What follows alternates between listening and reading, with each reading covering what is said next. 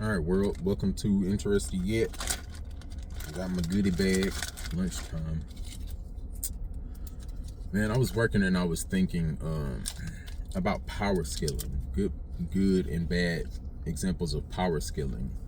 And there's one anime in particular that does both in the same. Usually all of them do, because when they get further down the line, they don't know how to transition and write good conflict without having their character exceed the power level that they currently are at, which is typical amongst a lot of them. But before I start, I want to say take care of your mental health, and if you believe in or don't believe, I pray that you all find the help you need if you are going through something, and that help could be, the hand of God pulling you out of what you need, be it spiritually or using someone, using a physical being to talk to you, tell you what you need to hear, to help motivate, inspire, and guide you through that darkness, whatever you're going through, because now are those times where we really are going through it, and people really need to hear that a lot more. And so, with that being said, God bless y'all, stay strong, and we got to do it. All right, so an anime that is a great example of good and bad power scaling: Dragon Ball Z. I was working and I was thinking about it, and I was like, man,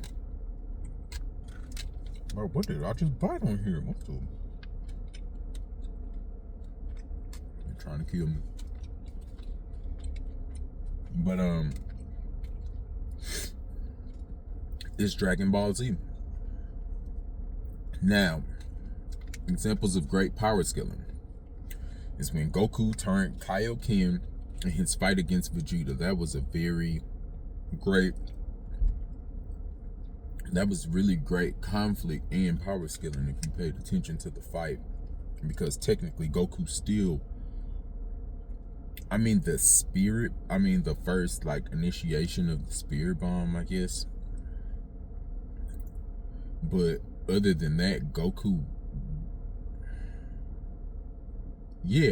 wasn't strong enough to beat Vegeta, which also doesn't make sense if in further down the storyline, Vegeta's trying to catch up with Goku. But whenever Frieza trained for however long, and it wasn't a long time he trained, because whenever he was wished back, he came to the conclusion that he just needed to train harder for the first time in his life. And then he surpassed Goku, but Goku beat him because Frieza didn't know how to control that newfound energy. Which still doesn't make sense to me, because if Vegeta's training, shouldn't he be able to surpass Goku? Which we'll get into later. But whenever he fought Vegeta, right, Goku had to utilize a lot of different techniques, different methods to fight Vegeta. And then he turned Kaioken, and that's where he was able to get up with Vegeta, have a one-up on him to kind of match what Vegeta was doing. But that was a brilliant fight, right? Because the power scale didn't necessarily help him win the fight, but it helped him get in the fight, which also added extra spice to the fight, which made it more interesting because he still got beat up. But then came the introduction of the spirit bomb, which he threw, in which he passed to Krillin. Wait, man, I haven't seen it in a while. Yeah, he passed it to Krillin. Krillin threw it, missed. Gohan deflected it, and then it hit Vegeta. So there was a lot that went on there. And then Vegeta was smashed, by the monkey version of Gohan, which inflicted damage on him. So it's like a lot that went into that fight. Second best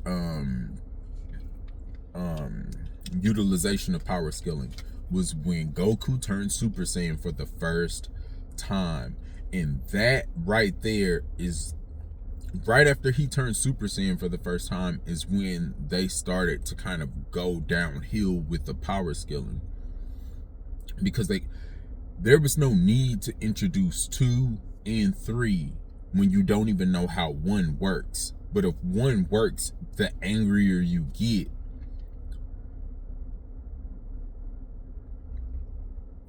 Then all of the Saiyans should have turned Super Saiyan. Like, it's not like they should have went down the path of how to unlock Super Saiyan without being angry. Learn how to tap into that new profound power without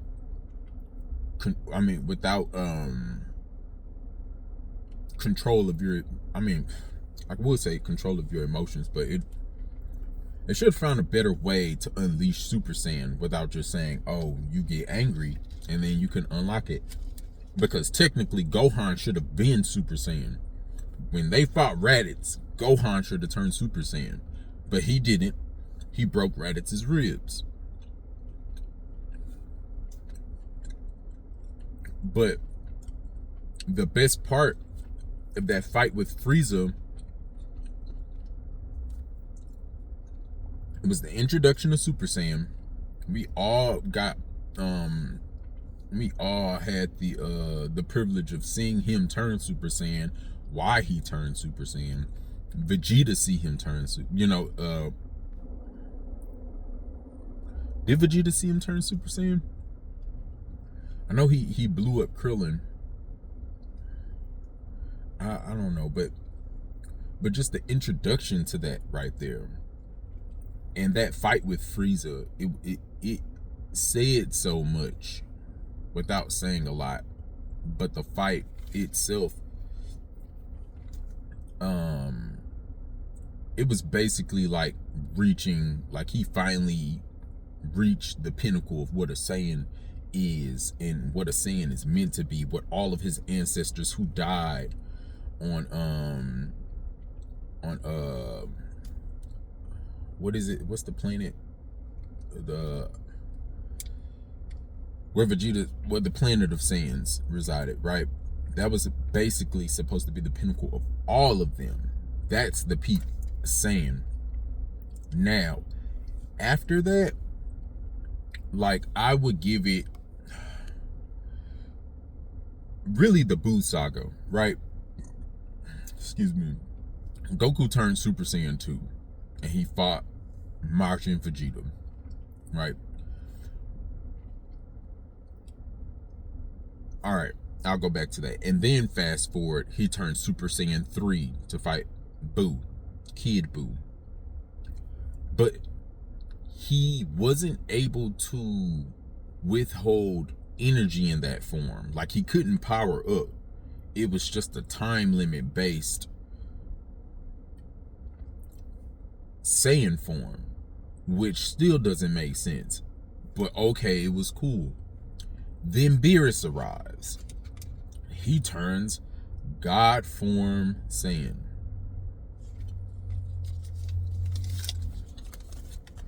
Don't get me wrong, it was a dope concept and I loved it. All of the Saiyans had to put their powers together, put their Saiyan abilities together in order to produce this legendary Saiyan that, now that I'm thinking about it, probably wasn't that legendary. I think Beerus was looking for Broly, but he found Goku. I think technically he was looking for Broly, the legendary Saiyan that he was supposed to fight. I think he was looking for Broly. Anywho, God form Saiyan is dope. I love the concept, but it was a great way to reboot being a Saiyan. This is where the pot, like, I was tolerant up to this part as far as power scaling. And don't get me, but we love Dragon Ball Z. Dragon Ball Z is the foundation of power scaling that we have now. Like I'm not bashing.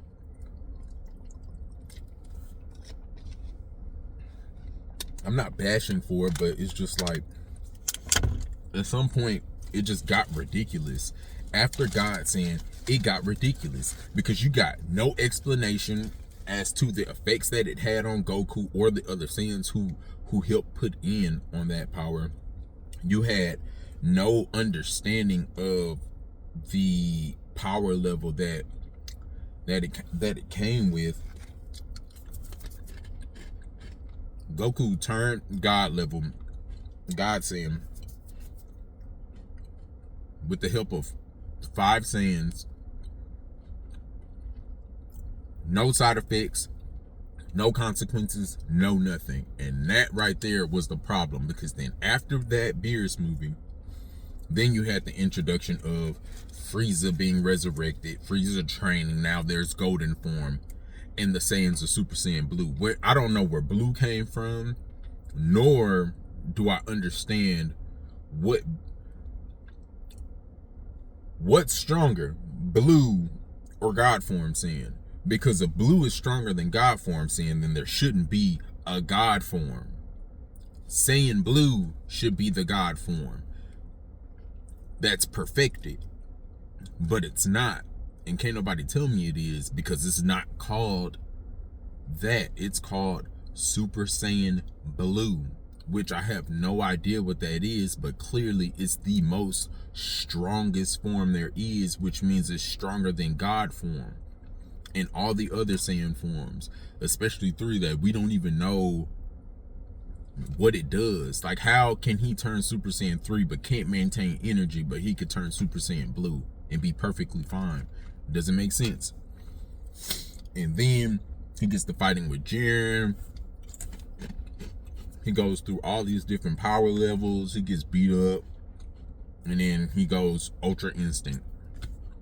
Ultra Instinct is the perfection of technique, the mastery of form, which means that he's stronger than all of his Saiyan forms, because he mastered technique, which in hindsight, all right, so now I'm going to kind of talk about how they could have fixed it. In hindsight, after the God Saiyan form, all of them should have lost Saiyan abilities. All of them. Don't mean that they're not Saiyans, but they should have lost the ability to turn Saiyan again, which would have reverted them back to the step 1, turning Super Saiyan. Them turning Super Saiyan would have further been a lot more interesting, because now you can take your time and dive into what makes turning a Saiyan, what it takes to turn into a Saiyan. You could take time in the technique. Like Wiz could have trained them on how to turn into a Saiyan again, to perfect that form, perfect the Saiyan form of each level, and then stop it. Have like a gap, like a stop gap. Like, okay, the last one he turned into was 3. Let that be the stop gap.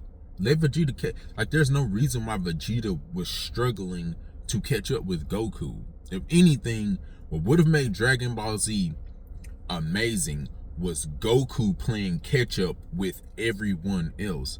You capsizing Gohan after the Cell Saga was probably one of the worst decisions, because I'm talking about the author, but I'm not talking about him as of right now, rest in peace. But I mean, what would have made it a lot more interesting was Goku catching up with Gohan, training with Gohan, teaching Gohan how to master his emotions, because Gohan was the epitome of, like, he was the strongest one at that point. Couldn't nobody beat him. He was the strongest one. And so to throw, like, to all of a sudden throw him in school, like his mama want him to focus on studies and all, like, that shouldn't have came about, because at the whole time Piccolo was raising him. So it didn't make sense. It doesn't make sense. Piccolo was his daddy. Piccolo was the perfect stepdad that all stepkids want. Piccolo was basically, and that's crazy because Gohan has to thank Piccolo. Gohan, him achieving Super Saiyan 2 is credited to Piccolo. Like, yeah, him and Goku went inside the time chamber, but Piccolo got him to that point. And then there's no reason for Piccolo to be the one of the weakest ones, but always like head first in the fight. But then whenever they dropped that movie, what was it? All of a sudden, Piccolo could turn like he has like a new profound power, and him and Gohan are like, still on the set. Like, no, like, man, Goku should have been playing catch up with everyone. That would have made it a whole lot interesting because it's about him. Like, what good is, like, that's why One Punch Man is so amazing, because that's the whole point. One Punch Man one punches everybody and then the fight's over. But that's technically what Dragon Ball became. It became, there go Vegeta. Vegeta, you already know what's going to happen to him. He's going to try his best, unlock a new form, get beat up. Goku's going to step in, get beat up, unlock a new form, win. How much more amazing would it have been if Vegeta would have beat Jiren? How much more amazing would it have been if Vegeta would have been stronger than Goku? How much more amazing would it have been if Vegeta would have beat Frieza first? Like, think about it. Goku turned Super Saiyan, fought Frieza. Vegeta died. What if Vegeta had that one-on-one first? Because he was stronger than Goku now. Imagine if Vegeta would have had that one-on-one and waxed Frieza. It would have been a great fight, right?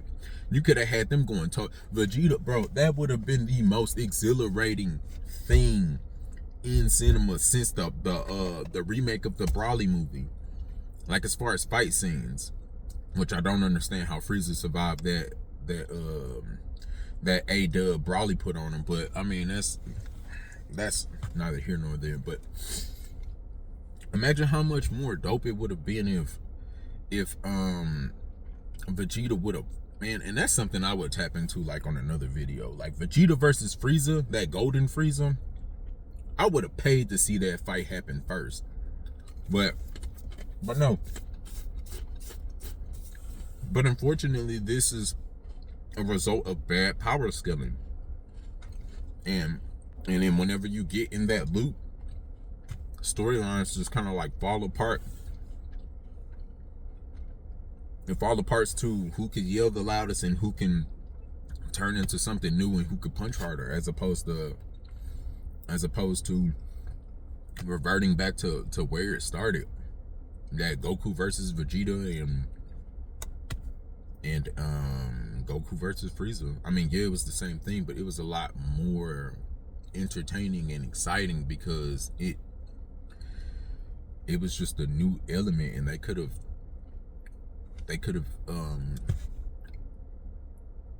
went deeper into detail on that, which could have brought forth way more content. Like, they could have brought forth way more content, like about Super Saiyans, because it would have made sense. Then you can introduce more Saiyans and them turn Super Saiyan. And I mean, because Goku turned Super Saiyan Blue and he getting beat up by regular people, but then he turned into Ultra Instinct and then he could like dodge, but then he turned Super Saiyan God form and it's like, oh, God form, and then he get beat up, and it like just doesn't make sense to me, but man, lunch over.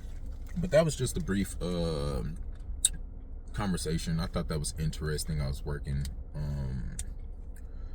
I would also like to talk about eventually being different whenever you create characters or universes, because this absolute DC is killing, bro. Absolute DC is going hard, and being different, you get things like Invincible. You know what I'm saying? When you think outside the box. But remember what I said, y'all. Blessed day. Welcome to Interesting Yet Explorations, where we'll be talking about anything writing related that interests me, or you can leave a comment. I'm gonna talk about it. I'm a working man, so I'm not editing videos. But eventually, if you all get me to where I need to be, not only will we be editing videos, but we will be giving back to the community financially, helping as many people as we can to get where we all need to be. And the end goal is to create my comics, possibly get them into the hands of filmmakers or animators, and then get an animated series going, and then we start our anthology series.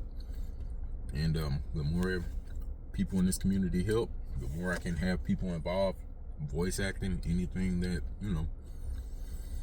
So let's do it. Y'all stay blessed. Remember I said, work on your mental health, get rest, and see y'all next time.